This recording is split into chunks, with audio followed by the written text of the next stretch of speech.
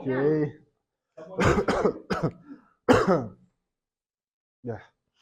Tá bem, então, bom dia, família. Bom dia. Muito grato estar aqui com vocês hoje, poder pregar, como sempre. Vai ser muito, muito bom. Então, eu tô animado para essa pregação porque hoje eu pensei em fazer uma das pregações que a gente teve lá na África do Sul, né? Então, durante o workshop, eu pensei em fazer a aula que eu e a Samara, na verdade, tivemos o privilégio de fazer. Então, eu fiz para os homens e elas fez para as mulheres. Então, o título da pregação de hoje, que foi o mesmo título do workshop, foi Uma Pedra de Tropeço para a Justiça. Uma pedra de tropeço para a justiça. Então, vamos lá. Então, isso é muito incrível. A gente vai lá para Ezequiel capítulo 3. Vamos abrir exatamente Ezequiel. Que incrível. Ezequiel capítulo 3. Nós vamos lá para o versículo 20.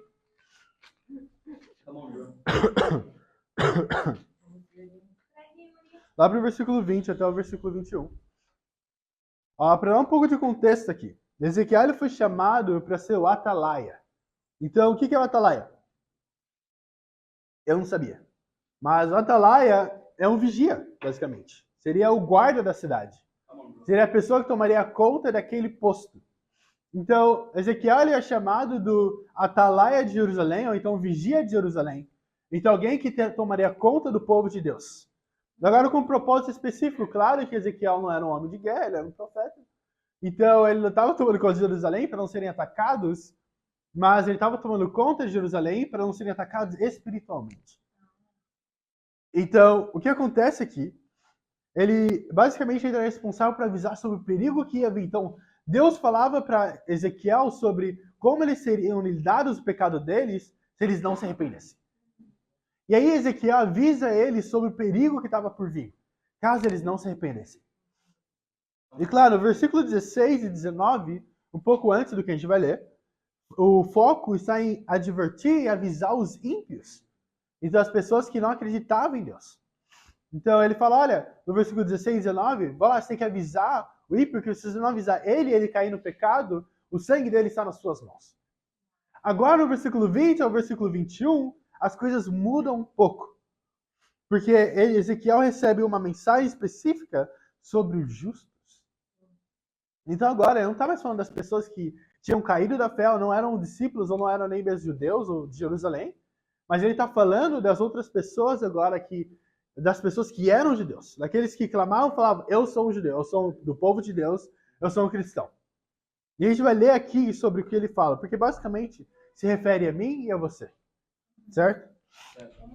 Então olha isso, do versículo 20 ao versículo 21, no capítulo 3, fala assim, da mesma forma, quando o justo se desviar de sua justiça e fizer o mal, e eu puser uma pedra de tropeço diante dele, ele morrerá. Uma vez que você não o advertiu, ele morrerá pelo pecado que cometeu. As práticas justas dele não serão lembradas para mim. Porém, você será responsável pela morte dele. Se, porém, você advertir o justo e ele não pecar, certamente ele viverá, porque aceitou a advertência, e você estará livre dessa culpa. Uau! Então aqui é muito interessante. Ele fala sobre o justo que tem uma pedra de tropeço na frente dele, certo? E aí ele fala que eu de fora, eu vou ver essa pedra que foi colocada lá e vou advertir o justo, para que ele não caia e não tropece não. Agora, quem colocou essa pedra nesse lugar? Deus. A Bíblia fala que Deus colocou essa pedra lá, e eu acredito que por muitas razões diferentes. Uma para testar a nossa fé, para ver se a gente vai continuar firme depois de algumas circunstâncias acontecerem na nossa vida, mas outra para testar as pessoas em nossa volta também, para ver que se mesmo elas vêm dessa pedra lá no seu caminho, elas vão falar com você para te ajudar e tirá-la do seu caminho. E aqui ele fala isso, então significa que quando eu ver um irmão ou uma irmã em pecado, o que eu devo fazer? Avisar ele. Falando, você vai cair se continuar assim. Se eu vejo um irmão ou uma irmã passando dos parâmetros, eu tenho que avisar ele, você vai cair se continuar assim. Se eu vejo meus irmãos ou irmãs fazendo algo que não vai de acordo com a palavra de Deus, no meu trabalho é avisar essa pessoa sobre essa pedra que está no caminho dela. Mas o mais incrível é que quando eu aviso ele, eu não estou apenas tirando sangue das minhas mãos. Ele fala que, na verdade, eu vou salvar a mim. Nem mesmo a outra pessoa. Imagina isso, eu estou avisando só pedra de tropeço no caminho do Zé. Mas quem é salvo sou eu. Agora, isso é muito interessante. Por quê? Porque quando eu ajudo ele a se levantar, a não passar por isso, a não cair nessa pedra, o que acontece, já que ele está de pé, se eu cair, ele pode me ajudar a ficar de pé de novo. Mas é basicamente como se eu cuidasse um dos outros. Agora, se não tem realmente esse link, esse vínculo entre os discípulos, entre a família de Deus, entre os irmãos e irmãs, o que acontece? Todo mundo cai. O porquê realmente o reino o reino de Deus daquela época, Israel por um todo caiu, foi porque só tinha apenas um atalaia. Apenas um vigia. Ezequiel pregando para eles, tentando ajudar eles, mas ainda assim, apenas Ezequiel sozinho não ia conseguir fazer muita coisa. E ele lutou pelo povo. Mas ainda assim, muitos deles não se arrependeram. E aí Judá também cai. Então o que é necessário? Que não apenas o líder, ou então o irmão da igreja, uma irmã, seja esse atalaia, esse vigia do reino. Mas cada um de nós.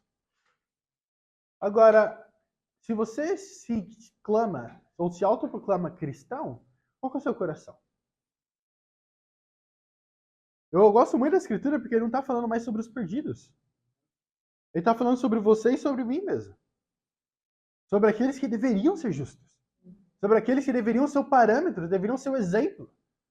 Então, se eu que deveria ser o exemplo, não estou conseguindo ajudar meu irmão, minha irmã, ou não quero ajudar eles, quem vai ser o exemplo? Sabe, eu acredito que existem duas atitudes que nós podemos ter quando a gente vê uma situação dessa. O irmão ou uma irmã que está caminhando para essa pedra de tropeço. E esses vão ser os nossos 2 pontos hoje. O nosso primeiro ponto é a primeira atitude. Não é meu problema. Não é o meu problema. It's not my business. Eu realmente acredito. E muitas vezes a gente vê situações na vida das pessoas que elas estão passando por algo e eu penso, não é o meu problema. Parece meio estranho falar isso, né? Eu não sei vocês, eu sinto até mal falando isso. Mas eu consigo contar muitas vezes que eu tomei essa. Muitas vezes porque eu olho para mim mesmo e penso, nossa, eu sou tão ruim, como que eu vou poder ajudar alguém? E essa atitude é de passividade. É muito fácil olhar para a escolha de alguém e pensar, essa é a vida deles, não a minha. Mas vamos mergulhar um pouco mais fundo no Antigo Testamento. Bem mais fundo, tipo, o mais fundo possível. Que é em Gênesis. Antes disso, acho um pouco difícil. Vamos lá para Gênesis capítulo 4.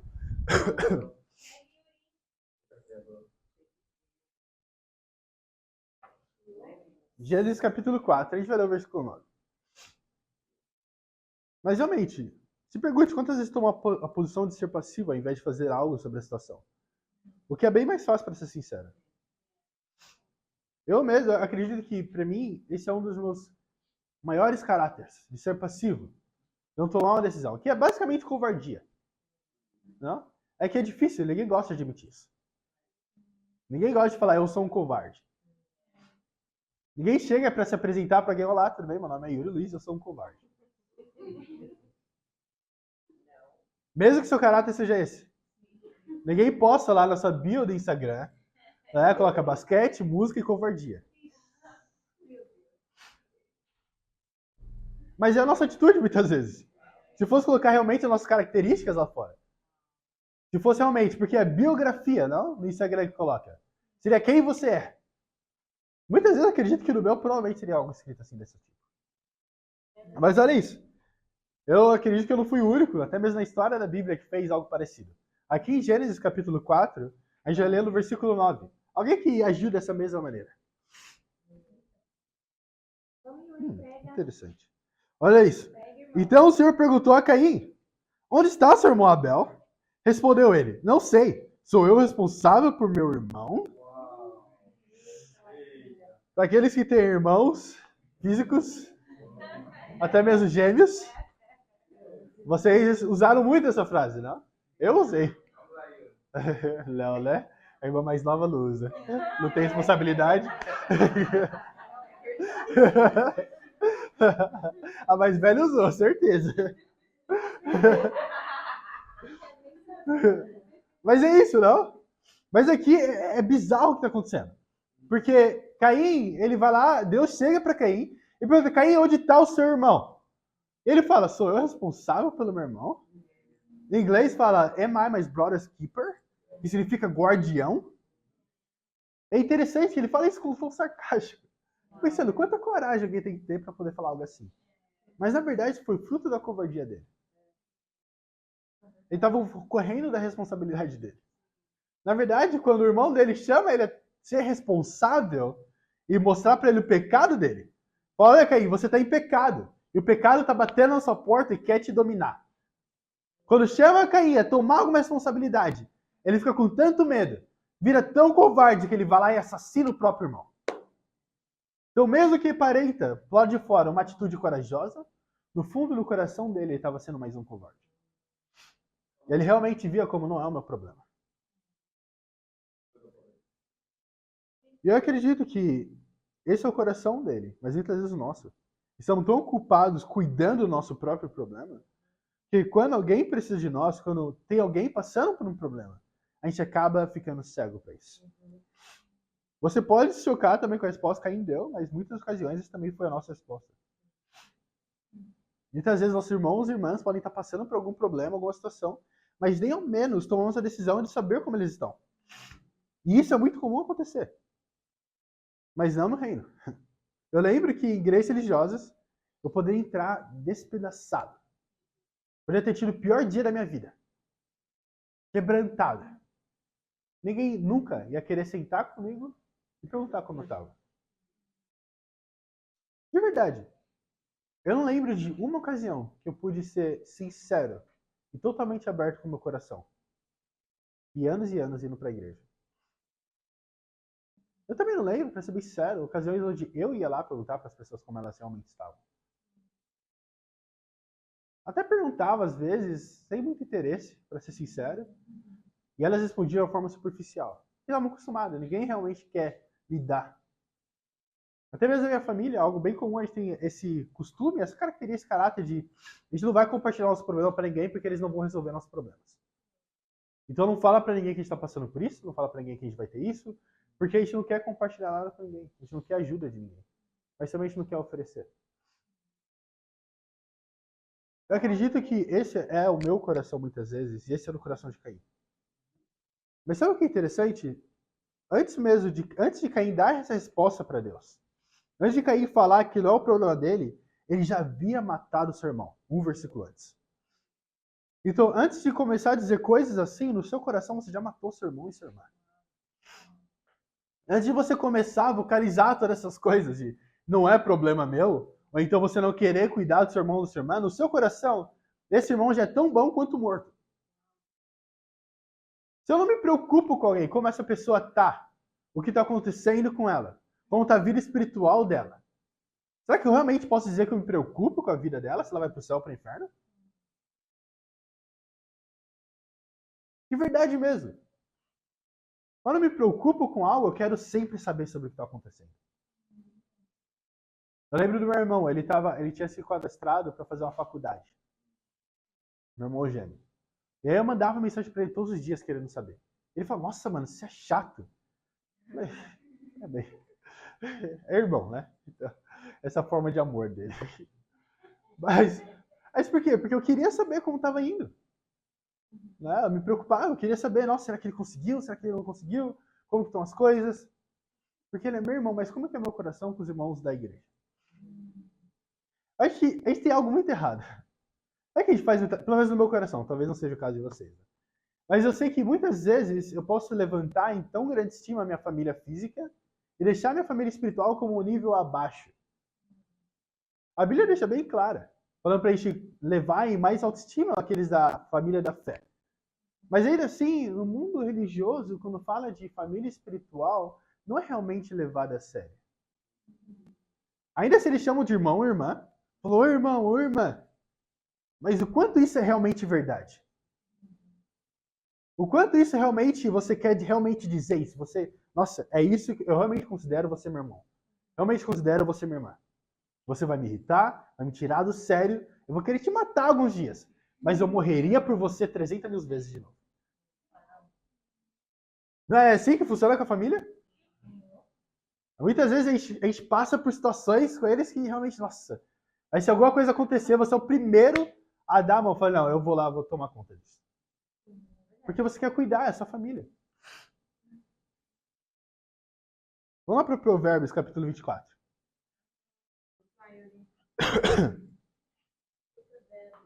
Olha isso, Provérbios, capítulo 24. Mostrar uma das desculpas que eu dou, muitas vezes. A gente vai ler do versículo 11 ao 12.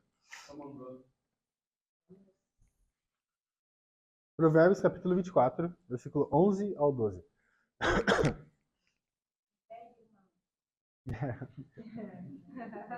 Eu virei o delivery. Ai, ai, ai. Provérbios 24, versículo 11 ao 12. Olha o que a Bíblia fala. Meu Deus do céu, Tânia. Liberte os que estão levados para a morte, os que estão sendo levados para a morte. Socorra os que caminham, trêmulos para a matança. Mesmo que você diga, não sabíamos o que estava acontecendo. Não perceberia aquele que pesa os corações? Não saberia aquele que preserva a sua vida? Não retribuirá ele a cada um segundo o seu procedimento? A escritura é muito interessante. Olha isso, ele fala, liberte os que estão sendo levados para a morte. Socorra aqueles que estão a caminho trêmulos para a matança. Então, aqueles são prestes a morrer. E aí ele fala, mas eu posso dar desculpa, mas eu não sabia disso. E aí ele fala, não saberia aquele que pesa o coração? Isso é interessante. Porque se meu coração ficar pesado por conta do Musa, quer dizer que eu estou preocupado sobre ele. Ele fala, então, se você não sabia, então quer dizer que você não se preocupava com essa pessoa no começo. Você nunca se preocupou, se você realmente se preocupava com ela. Realmente pesava o seu coração. Como Paulo fala, ele fala, dia após dia, passa pela pressão de cada uma das igrejas. Ele se preocupava com cada uma delas, as pessoas lá dentro. Então, por isso ele sabia o que estava acontecendo. E ele fala, saberá aquele que preserva a sua vida? Então, aquele que toma conta um dos outros? Então, a ignorância não vai te servir como desculpa no final do dia. Mas eu não sabia que o Musa estava passando por isso. Você sequer perguntou? Sabe, algo muito interessante. Antes da Bíblia, eu estava destruído. Eu não tinha mais esperança nenhuma. Eu estava querendo viver a vida. Estava quase tomando a decisão de virar um ateu. Estava só meio que desistindo. Porque não fazia sentido. Eu não conseguia me arrepender. Não conseguia fazer mais nada. Não sentia mais aquela conexão espiritual dentro da igreja. Estava de novo dentro dos pecados. Mentira. Todos os dias. Orgulho. Impureza. Tudo que pudesse imaginar. Então, não tinha mais nenhuma esperança. Não faz nenhum sentido mais para mim. Agora o que aconteceu? Fui eu chegar, parar o irmão e falar, oi, tudo bem, você pode estudar a Bíblia comigo? Não foi assim que aconteceu. Foi alguém teve que vir até mim e perguntar se eu queria estudar a Bíblia, se eu queria ajuda. Então a gente não pode esperar que alguém que esteja passando por algo venha falar comigo sobre a situação. Eu tenho que tomar a decisão de me levantar e ir lá e realmente checar no meu irmão e na minha irmã para ver se eles estão realmente bem ou não. Mas eu só vou poder fazer isso se eu realmente me preocupar com essa pessoa. Se eu realmente quiser preservar a vida dessa pessoa. Agora tem o outro lado, aquele que recebe ajuda. E muitas vezes tem aquela resposta que eu sei que meu coração é de ser orgulhoso. De não querer receber ajuda. Eu sou independente. Já tenho 6 anos na fé. Já li tanto a Bíblia. Já fiz isso e aquilo outro. Não preciso de ajuda de ninguém. E aí o nosso orgulho impede com que a gente receba realmente ajuda. As únicas vezes, quando eu fiz meu primeiro estudo, foi discipulado, me perguntaram se eu era um discípulo. Meu orgulho, mesmo que eu precisasse de ajuda, mesmo que eu não era óbvio que eu não era. Ainda assim, meu orgulho fez eu falar que eu era um discípulo. Eu falei, não, eu sou um discípulo. Aí eu perguntei, você é um discípulo? Pro Gabriel Espessamilha.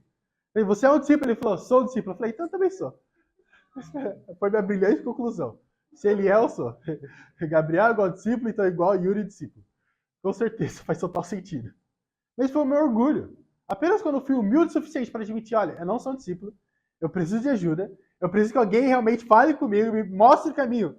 Como que eu posso ser um discípulo? Foi quando eu recebi ajuda e me tornei um discípulo. Mas a gente continua com esse coração orgulhoso de não querer realmente admitir o que está lá dentro do nosso coração. Mesmo quando a ajuda é oferecida, a gente não vai sair daquela situação. Sabe? Imagina o vigia na muralha da cidade. Se ele vê um inimigo se aproximando, mas fique em silêncio porque não é da conta dele.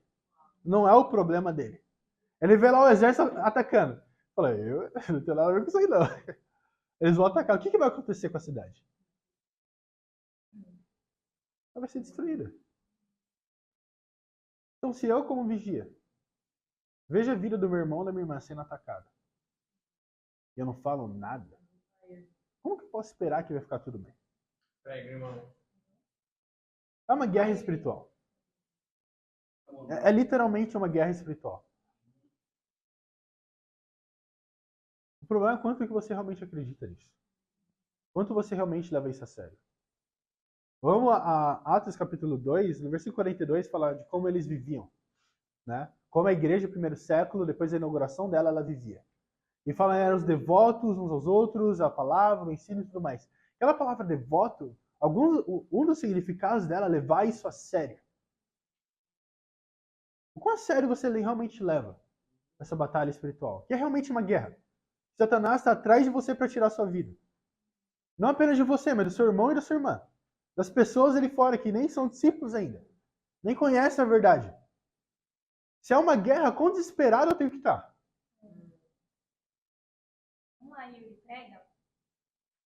O seu desespero vai resultar em alma sendo salva. Não apenas a sua, mas das pessoas à sua volta. A realidade é que uma vez salvo, nem sempre salvo. Eu posso perder minha salvação tão quanto você pode. Se eu não tomar cuidado e se eu não tiver pessoas na minha vida assistindo a minha vida, para ter certeza que o Yuri não vai tropeçar, eu tenho certeza absoluta que eu não vou chegar até o final.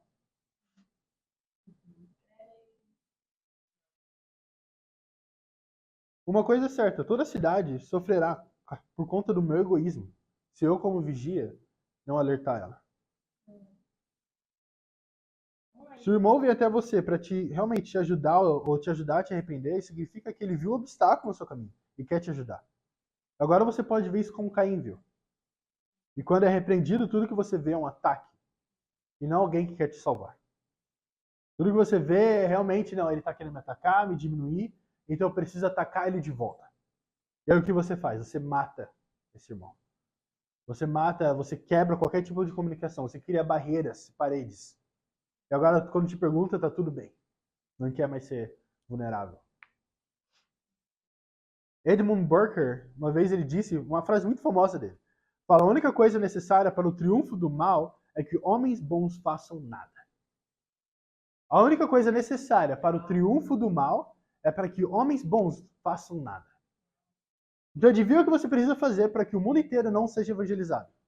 O que você precisa fazer para que as pessoas aqui nessa sala não cheguem ao céu? Para que as pessoas não cheguem ao conhecimento da verdade? Não é necessário que você comece a adorar Satanás, faça um pacto, comece a postar, fazer essas coisas de magia negra, seja lá o que for. Tudo que você precisa fazer é fazer nada. Ficar quieto. Quer ver o mal triunfando? Seja um discípulo de cadeira. Aquele esquenta-banco. Sabe quanto impacto tem um substituto no jogo de futebol? Nenhum. Ele não entra.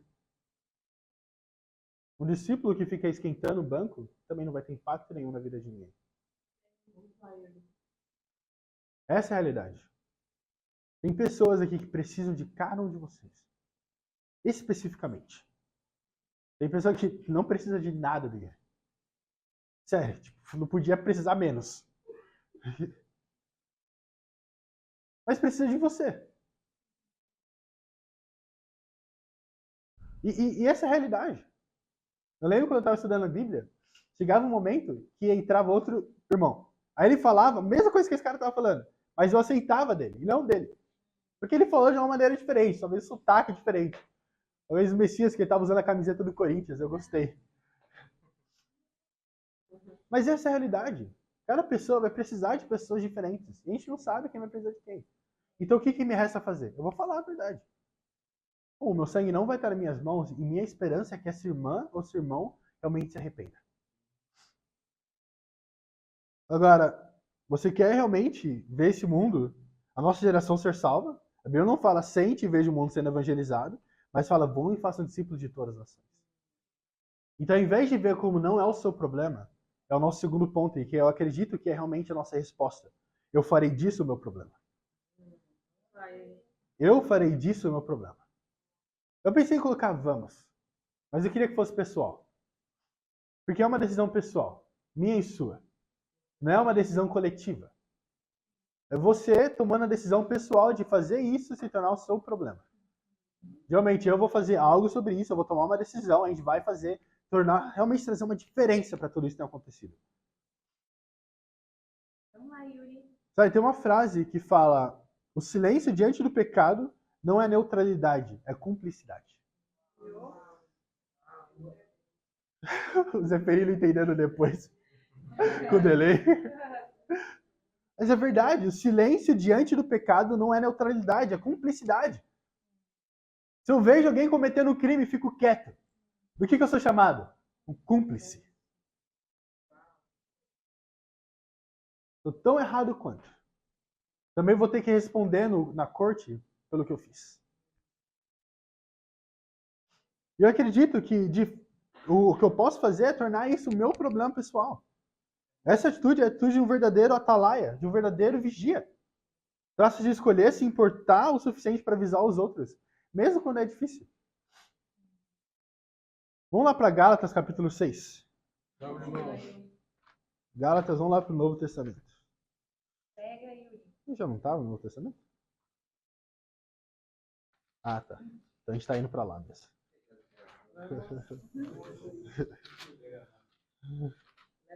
Leva luz. Oh, uau. O português dele tá melhor que o meu. Leva luz. Eu falaria luz leva. É isso aí, Lúcia. Então, Gálatas capítulo 6, versículo 1. Então eu acredito que ser um atalaia, ser um vigia, não é apenas observar, mas agir realmente em amor, protegendo os outros. Mesmo quando isso significa enfrentar desconforto, até rejeição. É um compromisso com o bem-estar dos outros, mesmo que o preço seja alto. Olha esse preço aqui, em Gálatas capítulo 6. A gente vai ler o versículo 1 e 2. Fala assim: irmãos, se alguém for surpreendido em algum pecado, vocês que são espirituais deverão restaurá-lo com mansidão. Cuide-se, porém, para cada um, para que também não seja tentado. Leve um fardo pesado um dos outros, e assim cumpram a lei de Cristo. Olha isso. Ser um atalaia não te faz Deus.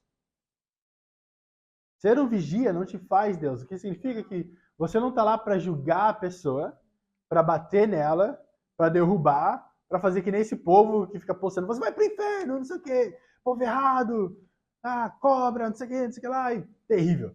Né? Ninguém é convertido dessa maneira, ninguém realmente muda dessa maneira. Ele fala o que aqui? Ele fala para a gente restaurá-lo com mansidão. O que é totalmente diferente. Você até mesmo ser humilde quando você vai tentar ajudar alguém. E eu acredito, realmente, promover uma restauração gentil. O papel de atalaia é guiar, alertar e ajudar na restauração. Sempre com humildade e amor. O foco não é condenar alguém.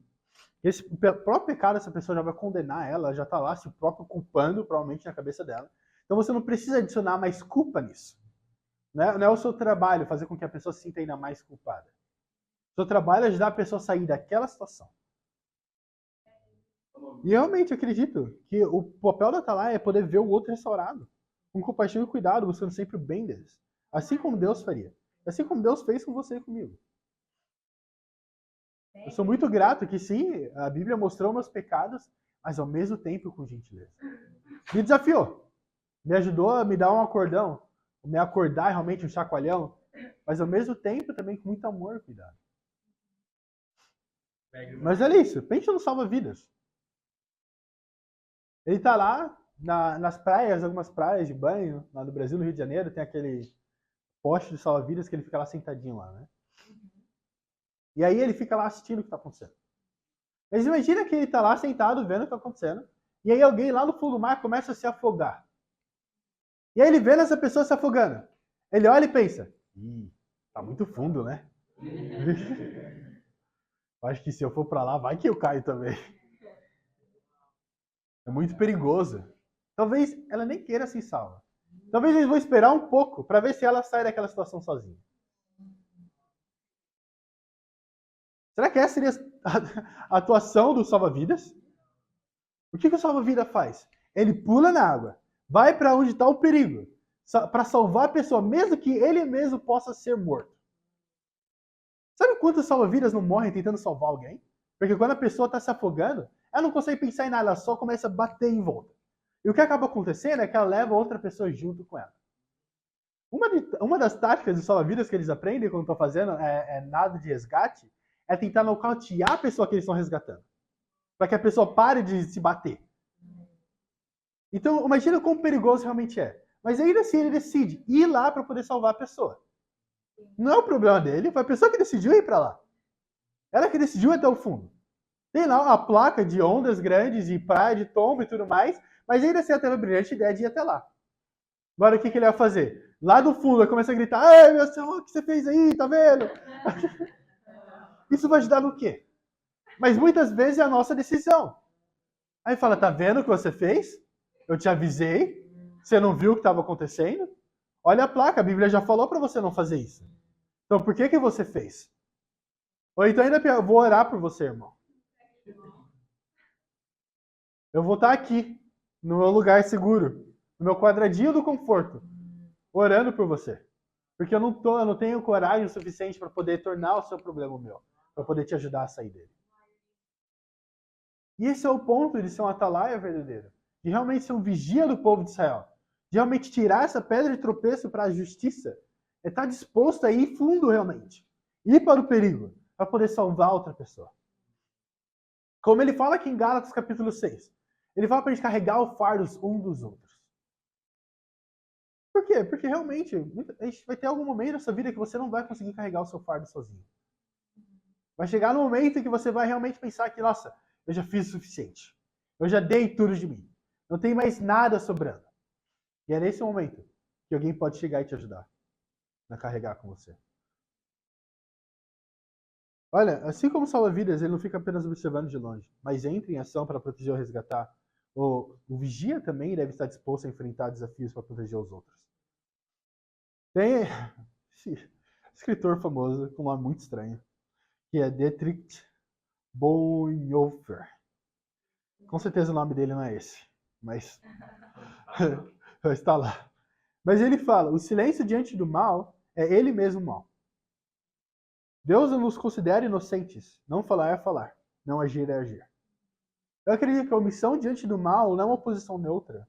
Ao não falar e não agir, estamos de fato fazendo uma escolha de permitir que o mal prevaleça. Deus espera que nos levantemos em defesa da justiça e do bem, mesmo quando isso é difícil. Quando você faz a responsabilidade de cuidar dos outros realmente, você não só o salva, mas também salva você mesmo. Te ajuda a se lembrar realmente por que você está nessa batalha para começo de conversa. Tem uma frase que eu acho que o Nelson Mandela mesmo fala. Eu não lembro quem fala, mas fala assim: uma vida que você não vive pelos outros é uma vida que não vale a pena. E realmente faz sentido. No final, eu tô aqui não pela minha própria salvação apenas. E eu vou lutar por ela, com unhas e dentes. Gálatas realmente fala, mas tome cuidado você também para que não caia em tentação. Mas para lutar pela salvação de outras pessoas também. Se eu não considero os outros acima de mim, se eu não tomo conta dos meus irmãos e minhas irmãs, não faz sentido. Uma vida egoísta, centrada em mim mesmo. Vamos lá voltar para Ezequiel. Vamos lá para Ezequiel, capítulo 3.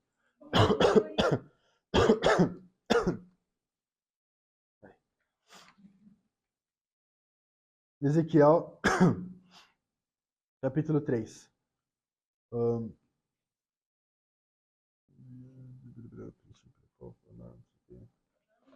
No capítulo 27. 17, 7. Capítulo 3. Vamos ler o versículo 20 e o versículo 21. Fala assim: da mesma forma, quando o justo se desviar da sua justiça, e fizer o mal, e eu puser uma pedra de tropeço diante dele, ele morrerá. Uma vez que você não o advertiu, ele morrerá pelo pecado que cometeu. As práticas justas dele não serão lembradas. Para mim, porém, você será responsável pela morte dele. Se, porém, você advertir o justo, e ele não pecar, certamente ele viverá, porque aceitou a advertência, e você será livre dessa culpa. Sabe, Caim, quando ele matou Abel, foi por conta da disciplina que foi dada a ele. Infelizmente, ele recebeu a disciplina de tal forma que se arrepender não era uma opção mais. Ele preferiu matar o seu irmão ao invés de se arrepender. E é isso o quanto nosso orgulho nos leva. Proteger o próprio ego. Proteger a própria imagem. Uma atitude defensiva de não querer admitir o próprio erro nos leva a realmente matar a fé até mais de outras pessoas. Se escolhemos dizer não é da minha conta, estamos negligenciando o papel que Deus nos deu. Mas se escolhemos dizer eu farei disso a minha responsabilidade, nos tornamos instrumentos de salvação nas mãos de Deus. Eu quero animar cada um de vocês hoje a ver que se arrepender, enquanto estamos vivos, se arrepender sempre foi e sempre vai ser uma opção. Meu desafio é bem simples. Para de ser covarde. Dê um passo e vá realmente desafiar aquele irmão ou irmã. Ou então aquela pessoa realmente que se diz ser cristã. Se você realmente se autodenomina cristão, uma discípula, um discípulo, um seguidor de Jesus Cristo, então quer dizer que ela está disposta a ser desafiada. Está disposta a ser confrontada com a palavra de Deus. Não de ser julgada por você, mas pela palavra. A Bíblia fala que a gente pode julgar uns aos outros como irmãos e irmãs. Ela fala que a gente pode, irmão ou irmã, sim. Então eu posso te mostrar a Bíblia e te desafiar em algo que você tem feito. Então, se você vê alguém que fala, eu sou um cristão, ele deveria estar mais do que bem você desafiar ele usando as Escrituras. Vamos lá, Yuri. Se você está estudando a Bíblia hoje, o seu desafio ainda é mais simples. Aprenda e coloque em prática. É isso. Ouça, preste atenção e coloque em prática cada um dos desafios, por mais difícil que seja. Peça ajuda. Você vai precisar de ajuda. Todo mundo precisa de ajuda na vida. Ninguém vai para a faculdade e se auto-ensina. A gente precisa de ajuda ao decorrer da nossa vida inteira. E você vai continuar precisando de ajuda. Depois dos estudos bíblicos, da sua vida como discípulo, depois, até o dia da sua morte. Só aí não vai ter mais nenhuma dúvida, pergunta ou problemas. Mas até lá, eu e você vamos precisar de ajuda. E para Deus seja a glória. Amém. Amém.